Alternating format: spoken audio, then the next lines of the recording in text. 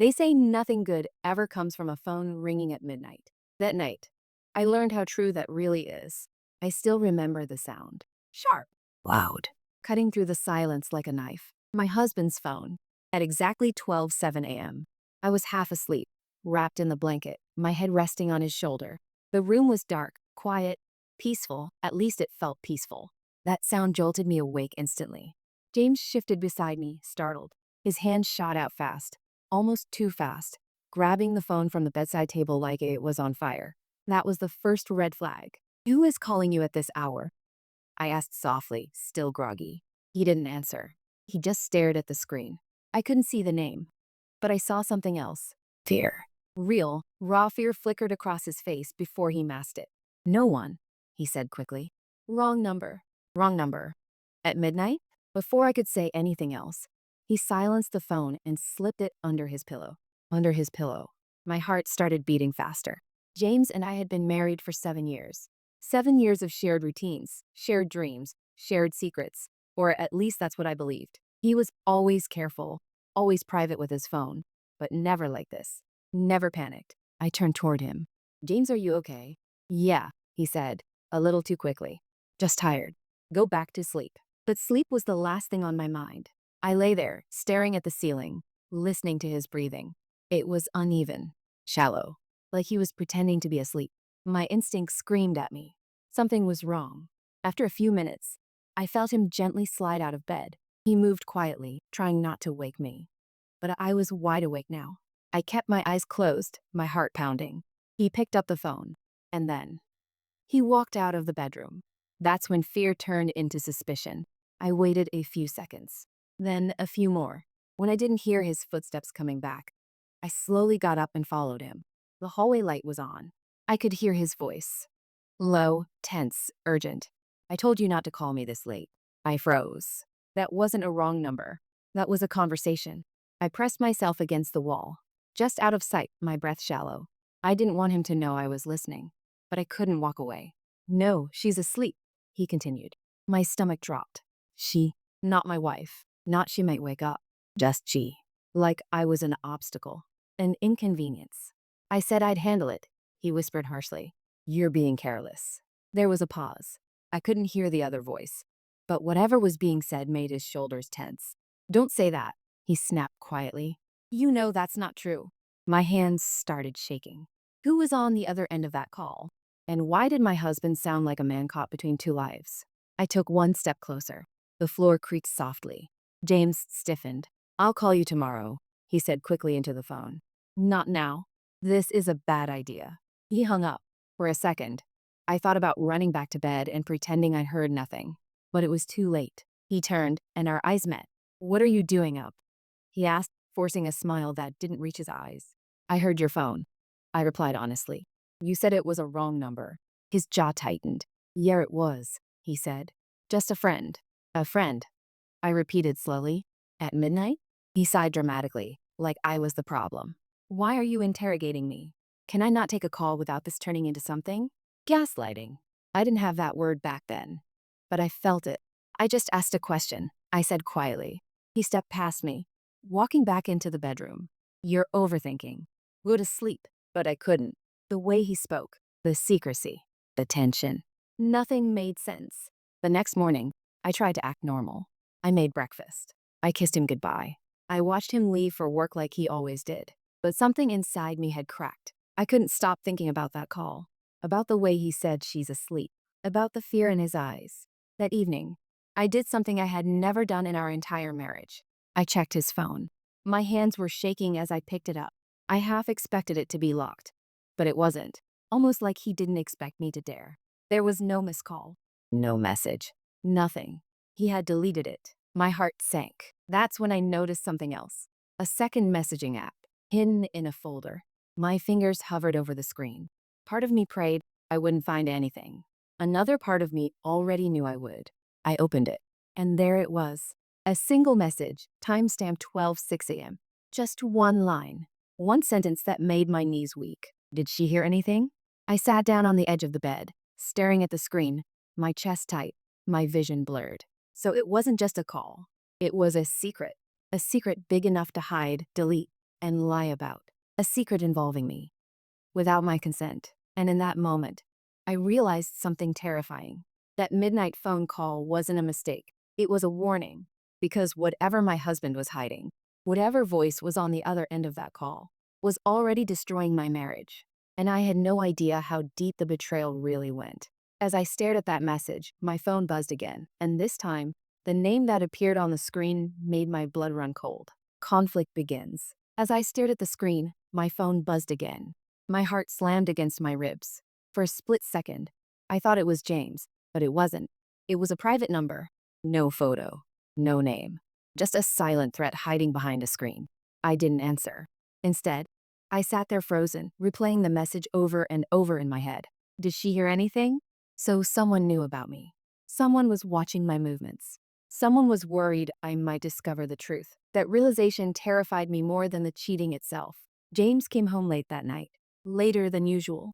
When he walked in, he looked exhausted, but not from work. His eyes kept darting toward me, like he was checking to see if I knew something. "Hey," he said carefully. "You're still up." I forced a smile. Couldn't sleep. He nodded, loosening his tie. "Long day." Lie. Every word out of his mouth felt rehearsed now. We ate dinner in silence. The clinking of cutlery felt unbearably loud. I studied him, the man I had loved, trusted, defended. How long had he been lying to me? Weeks, months, or longer.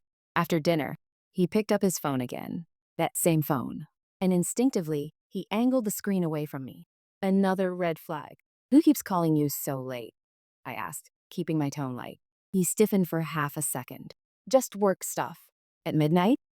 I asked. He snapped his head up. "Why are you suddenly so suspicious?" There it was again, turning it on me. "I'm not suspicious," I replied calmly. "I'm your wife." He stood up abruptly. "I'm going to take a shower." I watched him walk away, my stomach twisting. The moment the bathroom door closed, I moved. I picked up his phone. Locked. That was new. My heart pounded as I tried the code. Our anniversary. Wrong.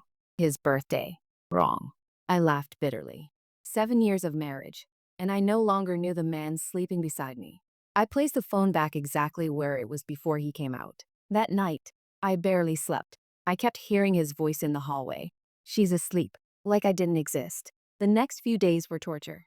James became more secretive. He took his phone everywhere, even to the bathroom. He started showering longer, leaving earlier, coming home later. And worst of all, he became nicer. Too nice. He brought me flowers one evening, randomly. "I just wanted to," he said, smiling. I smiled back, but inside, my heart was screaming.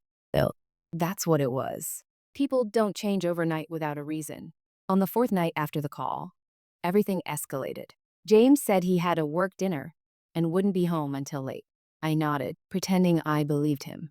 But something inside me snapped. I couldn't live like this, waiting, guessing, doubting my own reality. So I did something reckless. I followed him. I waited 10 minutes, then grabbed my keys and drove behind his car, keeping a safe distance. My hands were shaking the entire time. He didn't go to a restaurant. He didn't go to an office. He pulled into the parking lot of a quiet cafe on the other side of town. And then I saw her. She stepped out of a car across the lot. Young, confident, beautiful. Long hair, sharp eyes. A smile that said she knew exactly what she was doing. James got out of his car, and without hesitation, he hugged her. Not a friendly hug, not a casual one. The kind of hug that comes from familiarity, intimacy. I felt like I couldn't breathe. They sat inside the cafe, laughing, leaning close, his hand brushing hers like it belonged there. I sat in my car, tears streaming down my face, watching my marriage fall apart through a glass window. This wasn't a misunderstanding. This wasn't a mistake. This was a relationship.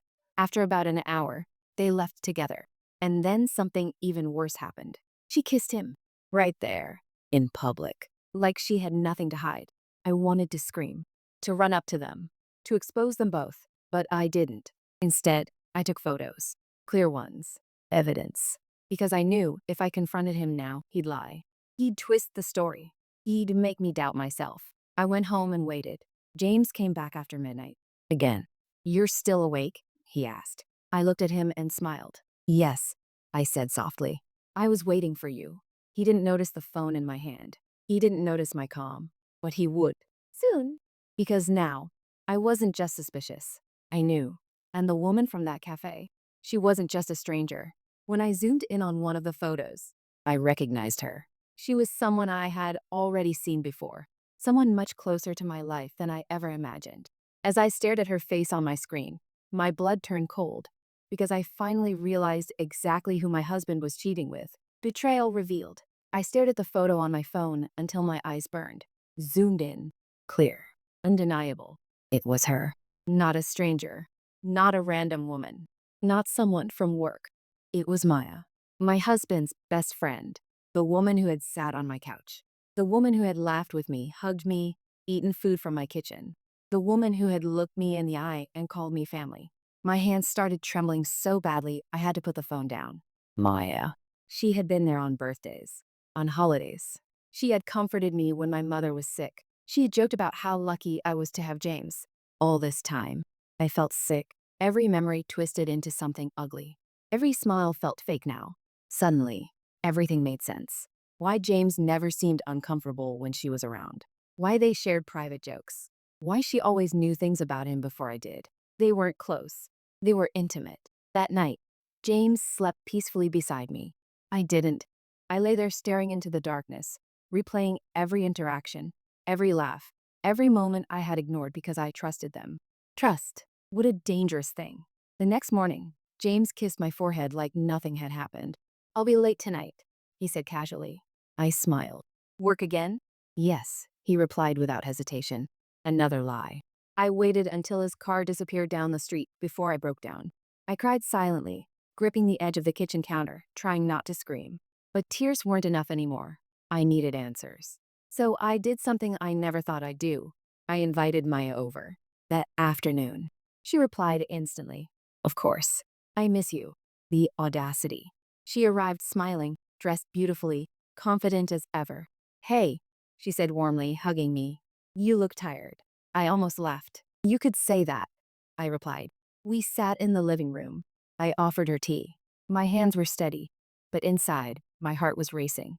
She chatted easily, talking about work, about life, about James. "Yes." She talked about my husband. "James has been so stressed lately," she said casually. "You should be patient with him." I clenched my jaw. "Oh?" I said calmly.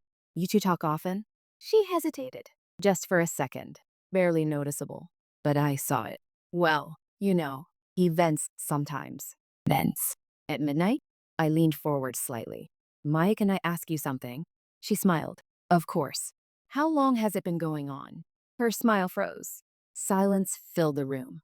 Then she laughed nervously. "I don't know what you mean." I picked up my phone and placed it on the table. The photo. Her kissing my husband. Her face went pale. The confidence drained from her eyes. "I followed him," I said quietly. "I saw everything." She stared at the image, then looked away. "I didn't mean for it to happen like this," she whispered. "Like this." As if there was a right way. I snapped. Tears welled up in her eyes. But I wasn't fooled. "You sat in my house," I said, my voice shaking now. "You smiled at me. You hugged me. You looked me in the eyes while sleeping with my husband." She started crying. "I love him," she said. That word. Love. It felt like being stabbed. "You love him?" I laughed bitterly. "Then why hide? Why sneak? Why lie?" She didn't answer. Because she couldn't. Because love doesn't hide in shadows. "Does he love you too?" I asked. She nodded slowly. "He says he does." My chest tightened. "So how long?" I asked again. She hesitated. "Almost a year." A year. An entire year of lies. An entire year of sharing my life with two people who were betraying me behind my back. I stood up. "I want you out of my house." She stood too. "Please. I never wanted to hurt you. Get out." I repeated. She left in tears. I didn't feel satisfied. I felt hollow. That evening, James came home late again. I was waiting, sitting on the couch. Calm. Too calm. "We need to talk," I said. He froze. "About what?" he asked carefully. "About Maya." His face went white. "I know everything," I continued. "The calls. The lies. The cafe. The kisses. How long you've been betraying me." He opened his mouth, then closed it. Caught. Finally. "I didn't mean for you to find out like this," he said. That sentence broke something inside me. Not "I'm sorry." Not "I hurt you." Just. You weren't supposed to know. How long? I demanded. He looked down. A year. The same answer. Consistent lies. At least you're honest now, I said bitterly. I was confused, he said. I didn't plan for it to happen. You plan every call. I shot back. Every deleted message. Every excuse. Every late night. He tried to reach for me. I stepped back. Don't touch me. I love you, he said desperately. But I love her too. That was it. That was the moment my marriage died. You don't get to love two women, I said. Not when one of them is your wife. He broke down. Said it was a mistake. Said he was scared to choose. Said he didn't want to hurt anyone. You hurt me every day, I replied. You just didn't care enough to stop. Then I asked the question that had been haunting me since that midnight call. Does she know about the call? I asked. About what you said? About handling it? His silence was the answer. I felt my blood run cold. What were you planning, James? He swallowed. I was trying to keep things under control. Control? I whispered. Yes. So you wouldn't find out. Until I decided. Decided. My life reduced to his decision. That night, he slept on the couch. I didn't sleep at all. Because now I knew the truth. And knowing the truth didn't bring peace. It brought rage. Because the betrayal wasn't just emotional. It was calculated, strategic, bland. And as I stared at the ceiling, one thought became crystal clear.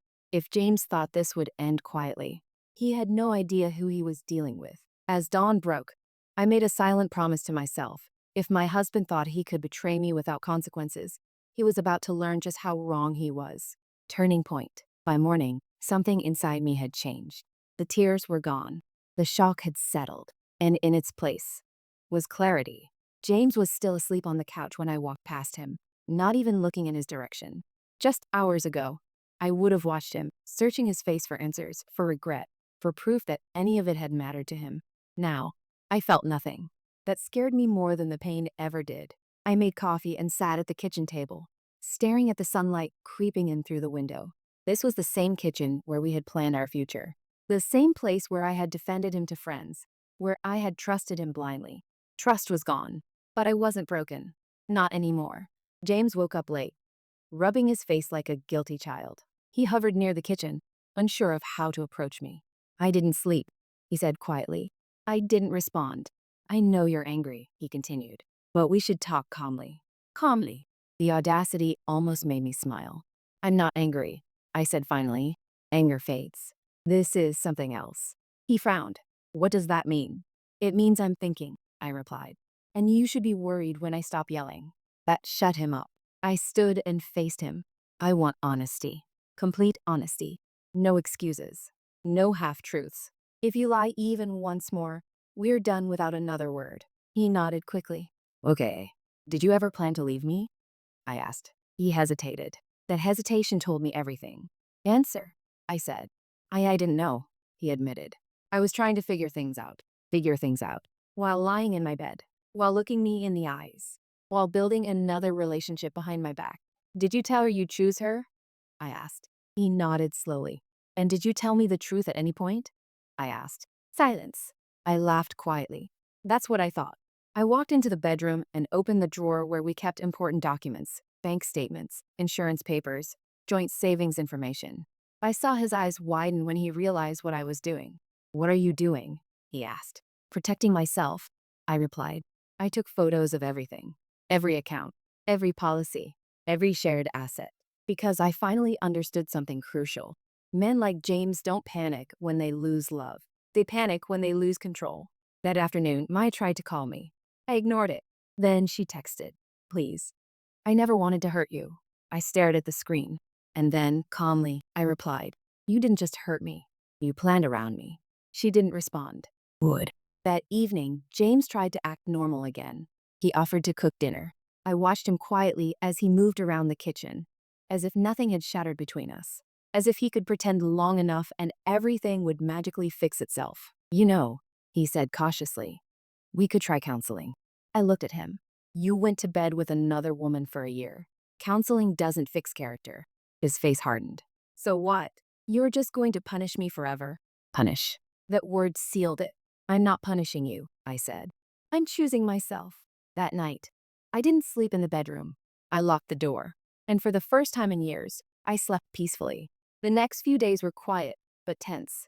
James grew nervous as he realized I wasn't crying anymore. I wasn't begging. I wasn't asking questions. I was watching. And he felt it. He didn't know what I was planning, and that scared him. On the fourth day, his parents called. They wanted to visit. I hesitated, then agreed. When Diana and Robert arrived, I could see concern etched into their faces. They hugged me tightly. James looked uncomfortable. What? We sat together in the living room. I need to be honest, Diane said gently. James told us some of it. Some of it. I nodded. He cheated. For a year. With Maya. Robert's face darkened. With Maya, he repeated. Your friend? I nodded again. Diane covered her mouth, devastated. I didn't raise you like this, Robert said sharply to James. You embarrassed yourself, and you hurt an innocent woman. James tried to defend himself. I didn't let him. I trusted him, I said calmly. And while I was trusting him, he was planning how to keep me in the dark. Silence filled the room. Diane reached for my hand. What are you going to do? I took a deep breath. This is the turning point, I said. Either he comes clean to everyone, or I will. James' head snapped up. What does that mean? It means, I continued, you don't get to control the narrative anymore. You don't get to lie your way out of this. Your family, your friends, everyone will know the truth. His face went pale. Please, he whispered, don't do this. I met his eyes. You already did. That night, after his parents left, James exploded. You're trying to ruin my life, he shouted. I stayed calm. You ruined your own life, I said. I'm just refusing to cover for you. That's when I knew. This man wasn't sorry. He was scared, and fear makes people dangerous. So I took one final step. I called a lawyer. The next morning, James found the business card on the table. He stared at it. What's this? He asked. My insurance, I replied. His hands started shaking. You wouldn't, he said. I looked him straight in the eyes. Watch me. Because at that moment, I wasn't the betrayed wife anymore. I was the woman who saw clearly. The woman who stopped bleeding quietly.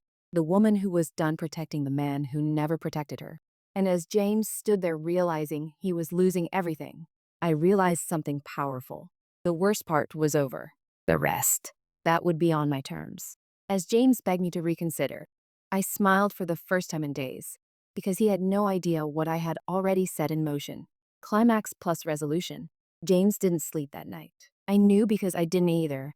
And every time I passed the living room, he was sitting there, staring at nothing, his hands buried in his hair like a man watching his world collapse. By morning, he finally understood something. I wasn't bluffing. The lawyer meeting was scheduled for noon. I dressed carefully that day. Not dramatically, not emotionally, just confidently. A calm woman doesn't need to scream to be heard. James followed me into the kitchen. Please, he said quietly. Let's not do this. We can fix it. I poured coffee without looking at him. You didn't fix it when you had a year, I replied. You hid it. He swallowed hard. I ended things with her. I paused. When? I asked. Last night. I turned to him slowly. After you realized you were about to lose everything? He didn't answer. That told me all I needed to know. At noon, I sat across from the lawyer, explaining everything calmly. The lies, the affair, the emotional manipulation, the financial deception. James sat beside me, silent, defeated. The lawyer looked at him once and said, You should have been honest earlier. After the meeting, James tried one last tactic. Tears. I love you, he cried. I don't want to lose you. I looked at him, really looked at him, and realized something painful and freeing. He loved comfort. He loved security. He loved control. He didn't love me. If you loved me, I said gently, you would have stopped when it mattered. That evening, I packed a bag. I'll stay with my sister for a while, I said. He panicked. You're leaving? I already left, I replied. You just didn't notice when. The next few days were chaos for him. For me, they were quiet. Healing doesn't come with fireworks. It comes with silence. Then, one afternoon, my phone rang. It was Maya. I almost didn't answer. Almost. I heard you're filing for divorce, she said softly. Yes, I replied. She hesitated. He told me you're cold, calculated. I smiled. That's what men say when women stop bleeding publicly, I replied. She started crying. He came back to me. Then he didn't. He doesn't know what he wants. I felt no satisfaction, only clarity. He knows exactly what he wants, I said. Someone to clean up his messes. She went quiet. I hope you choose better than I did, I added. For your sake. Then I hung up. A week later, James' parents visited me. They hugged me tightly. We're ashamed, Diane said, but we're proud of how you handled this. That mattered more than revenge ever could. The divorce moved quickly. James didn't fight it, because deep down he knew he had already lost. On the day I signed the final papers, I didn't cry. I breathed, because the weight I had carried for years was finally gone. I walked out of that office lighter than I had ever felt. Weeks later, I stood in my new apartment, unpacking boxes. Smaller space, quieter life, clear mind. My phone buzzed. A message from James. I ruined the best thing I ever had. I stared at it for a long moment. Then I deleted it. No reply. Because closure doesn't come from the person who broke you. It comes from choosing yourself, again and again. Today, I don't hate him. I don't love him. I don't need him. And that is freedom. Sometimes betrayal doesn't destroy you. It introduces you to the strongest version of yourself. The one who finally stops begging for honesty and starts demanding peace.